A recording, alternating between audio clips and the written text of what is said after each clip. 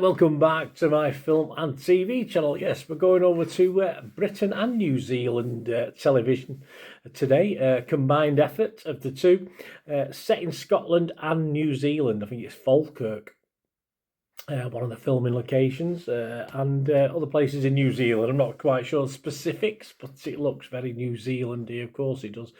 And we're going to look at something called The Ridge.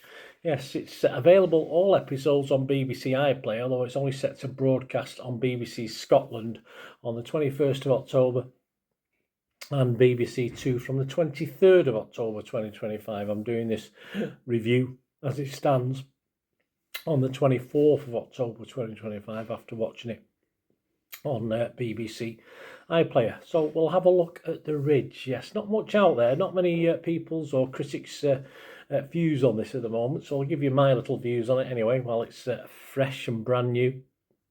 Please guys, if you're new to the channel, hit that like button, hit the subscribe button if you've not already done so. You've got any hype points? Of course, on YouTube, you have something called a hype button now, don't you? So you can press that for me, share some points to me. I mean, you can spread them around, of course you can, but if you give us any, helps the algorithms for the channel. So if you like the content, enjoy what I try and do, yeah, it sort of helps the channel, gets me out on the sort of out in the media, out in the old, out there, sort of on search engines and stuff like that. So any help you can give me is always very much appreciated. Right, let's get back to this series. It stars, and I will make a big thing of the star of this as well, Lauren Lyle plays Mia, Jay Ryan is Ewan, Dulcie Smart stars in this, Florence Hartigan, Chloe Parker, David Van Horn, Taki Nazir, Claire Dargo and Cora Bissett. So probably some familiar faces to New Zealand watchers as well in this, of course, and the main part of the 6 episodes is in New Zealand. There's a little bit in Scotland, of course, there is with the hospital, etc. But the main crux of this is all about,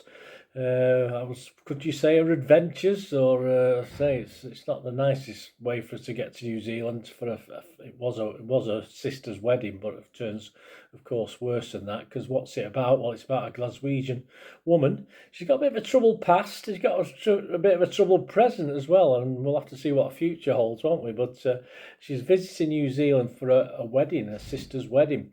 But of course, it all turns sort of tragic while she's on the way there. So she's left with a lot to pick up on when she gets over there.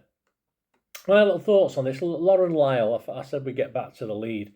She's brilliant, absolutely brilliant. I've seen her in a few things. I don't remember ever being as impressed by her that I was in this series, because she is excellent in the role, from the good, the bad, and believe me, there's a lot in between as well. And I mention also for Chloe Parker and Dulcie Smart, who also both sort of from young to old there, both deserve a shout as well. And the other actors are okay. They're fine. They're all right. Initially, there's a lot of flashbacks because it's telling a little bit of backstory about Lauren's character. Her mother, of course, mental health, drinking problems, abused her and her sister, and worse than that, unfortunately. But so we do get a drip of that information through flashbacks, perhaps too many initially. I think they could have probably toned them down, but of course as the series goes on we find out a little bit more of what may have happened as well with the daughters and the mother. So they are useful. I just thought they overdid them in the early scenes or in the early episodes. The New Zealand Tourist Board may feel a little bit unhappy, a little bit shortchanged. Listen, it's not Wolf Creek. She's not going to put you off visiting Australia like Wolf Creek probably did for a lot of people, and the machinations of that. But yeah, Lyle's character steps into the midst of a fairly weird bunch, shall we say, like backwater New Zealand. I don't know what sort of area of New Zealand. It's a bit like a trip to Burnley. Oh, I'm only kidding. I'm only kidding, Burnleyites. I'm only messing. Bit of trip to Burnley in the UK. But no, she does end up in a place where they're sort of very family orientated, as in, you know, one family owns one business who goes to another business who another family member. So it's all very small villagey, small town feel to where they go in New Zealand. But I said I think the tourist board perhaps wouldn't have been overly impressed with what's going on, of course, in this little area.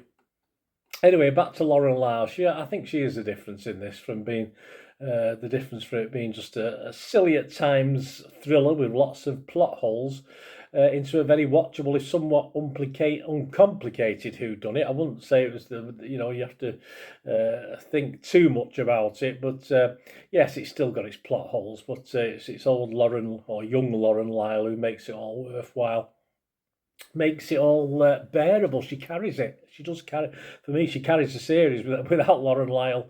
All right, some other actor may have took on that role and that character, but she is absolutely brilliant. And we sort of, as a character, we go along on a twisted journey. We do dislike her at times. Don't get me wrong. She's not prim and proper by any means. She's quite funny, very dry at times, but it can be quite brutal as well. And we sort of dislike her at times as well, despite her problems. She sort of does certain things that make her a little bit unlikable. But we do get dragged back onto her side, I think, most of the time. And we do get one or two clever twists. We get one or two not so clever twists that are a bit daft, shall we say. But yeah, I say, and it all revolves around the Lyle character.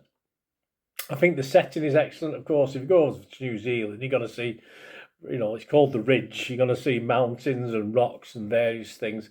And despite the six-fingered inhabitants in this place, the scenery is definitely worth a look. The pace of the story is just a little on the slow side, but not to the point, for me anyway, of turning off. I mean, the initial mystery, of course, the first episode that's set up for this, if you like, is interesting enough on its own. So even though it's reasonably slow pace, it does keep you engaged. And as I say, the performance of the lead in this is enough then to drag you through it. Perhaps 6 episodes might have been a little too much, but it's 6 episodes in the company of Lauren, so that was okay.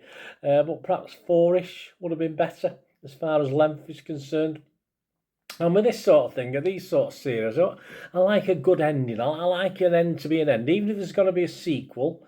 I still like to be a lot of all the I's dotted. I like all the T's crossed as much as they can. And it is a bit of a cop out, this one. I didn't really like the ending. It is an end. Don't get me wrong. You don't think, oh God, but it does sort of set itself up a bit more for a sequel, which you never has to do these sort of things. But it still leaves a lot of things unsaid, and you're pondering, well, what's happened there and what's going to happen here. And that's, for me, that's never good in a series. A series should take you from, A to Z and finish. And then obviously we get a second, third, fourth, fifth, sixth season. Yeah, you have a little bit of cliffhangers, of course you do. But yeah, I thought the ending to this was a little bit of a cop out. But and of course, we want to know what's going to happen to the main character, which was the only reason for me watching 6 episodes of this in the first place. So we don't quite get to know the full story at the end of this. So that's what I wanted. So I think the ending's a bit of a cop-out, but not a disaster.